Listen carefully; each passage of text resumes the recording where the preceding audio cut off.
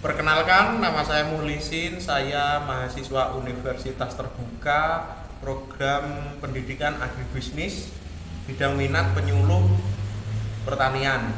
Hari ini saya akan melaksanakan tugas satu mata kuliah dinamika kelompok masyarakat agribisnis, mewawancarai ketua kelompok 10 dengan Bapak Robianto. Betul?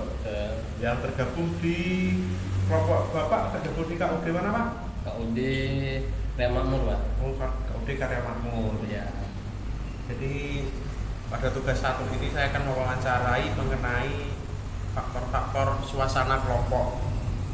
Itu yang pertama ini Pak, mengenai faktor yang pertama itu mengenai faktor ketegangan ini Pak. Ya.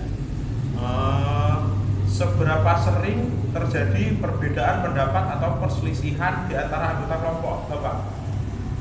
Untuk seberapa seringnya tidak terlalu sering Mas, tapi ada saja. Cuman alhamdulillah bisa langsung diselesaikan lah, nggak sampai yang berlarut-larut gitu. Itu Mas. Bagaimana biasanya perselisihan tersebut diselesaikan Pak? Alhamdulillah langsung kami selesaikan di tempat Pak. Jadi apa yang menjadi permasalahan kami bahas secara bersama, secara berkelompok, secara dengan anggota. Jadi alhamdulillah masalahnya selesai pada hari itu dan tidak ada lagi masalah sehingga tidak menyebabkan berkepanjangan masalah. Kalau boleh tahu berapa banyak anggota kelompok Bapak kok kamu beberapa kali sering terjadi perselisihan gitu Pak? Berapa anggota Pak yang Bapak bawahi? Oh, ini saya beranggotakan 20 orang Pak. 20 orang banyak juga Pak ya? Ya. Jadi wajar kalau ada perselisihan ya Pak? Namanya juga kepala orang banyak. Sama rambut berbeda isinya. Ya Pak. Ini apakah Anda merasa ada rasa tidak enak atau persaingan yang tidak sehat di dalam kelompok yang Bapak pimpin yang bisa mengganggu kerjasama Pak? Alhamdulillah tidak ada Pak. Kita saling support teranggota terkelompok masing-masing sehingga hal-hal tersebut tidak ada Pak. Alhamdulillah kita solid di sini Pak. Ketika ada anggota yang mengalami masalah pribadi Pak, misalnya gagal panen, apakah kelompok atau ketua kelompok memberikan dukungan emosional atau praktis Pak? Alhamdulillah kalau untuk masalah gagal panen ini tidak ada Pak ya, karena pengelolaannya kan kita kan secara berkelompok Pak. Kita kelola bersama, jadi dari segi perawatan, pemupukan, dan kegiatan kebun lainnya itu dilakukan secara bersama Pak. Jadi tidak ada kegagalan panen. Selanjutnya ini pertanyaan mengenai kebebasan berpartisipasi ini Pak. Nah ini yang pertama ini, apakah semua anggota yang Bapak pimpin ini baik yang baru maupun yang senior merasa nyaman dan bebas menyampaikan ide atau kritik terutama mengenai kegiatan kelompok ini Pak? Alhamdulillah saya rasa semuanya merasa nyaman Pak ya, karena kalau kita juga terbuka Pak untuk ide-ide, masukan, saran, kritik dari anggota kelompok-kelompok Pak. Jadi hal-hal tersebut alhamdulillah semuanya terbuka Pak, semuanya nyaman. Alhamdulillah. Ini maaf ada ketinggalan ini Bapak ini kelompok yang bergerak di bidang apa ini Pak? Oh, kami bergerak di bidang kelapa sawit Pak, perkebunan kelapa sawit Pak. Di bidang perkebunan Pak ya? Iya. Oke. Ini lanjut ke pertanyaan yang kebebasan berpartisipasi ini Pak. Bagaimana cara kelompok memastikan bahwa ide-ide anggota yang pendiam juga didengar dan dipertimbangkan dalam pengambilan keputusan ini? Oke Pak.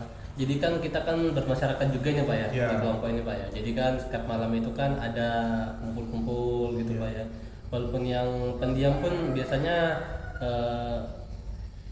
ada lah omongan atau sedikit kritik ke anggota-anggota yang lain menceritakan keluh kesahnya. Jadi ada penyampaian juga dari anggota-anggota tersebut ke kami Pak, ke kelompok. Jadi ide-ide tersebut tetap kami terima, tetap kami jadikan pertimbangan gitu Pak. Ya, sehingga tidak ada kayak oh kenapa ide saya tidak gini, tidak Pak, semuanya kami terbuka Pak. Ya. Apa yang terjadi jika seorang anggota mengajukan ide yang berbeda dari ide ketua itu Bapak